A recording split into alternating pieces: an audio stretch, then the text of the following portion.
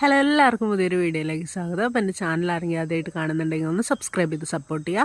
ഇത് നമ്മുടെ വീട്ടിൽ തന്നെ ഉണ്ടായ ബട്ടർ ഫ്രൂട്ടിൻ്റെ മരമാണ് കേട്ടോ. നല്ല വലിയ മരമാണ്. മുകളിലൊക്കെ ഇഷ്ടം പോലെ ബട്ടർ ഉണ്ടായിട്ടുണ്ട്. എണ്ണപ്പഴം എന്നൊക്കെ പറയും നമ്മളിവിടെ.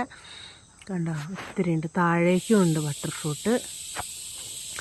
ഇത് നമ്മൾ ശരിക്കും ഫാമിൽ നിന്ന് വാങ്ങി വെച്ചതൊന്നും അല്ല. നമ്മളൊരു കുരു കൊണ്ടുവന്ന് നട്ട് ഇപ്പോൾ ഒരു 5 വർഷം അത്രയൊക്കെ ആയിട്ടേ ഉണ്ടാവുള്ളൂ.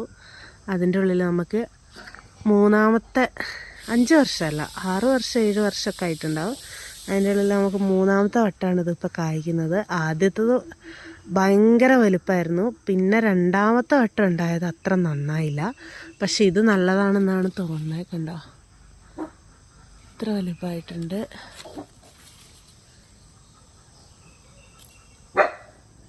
ഇനി ഇതൊരു 2 മാസവും കൂടി കഴിയുമ്പോഴത്തേക്കും നന്നായിട്ട് വിളയും.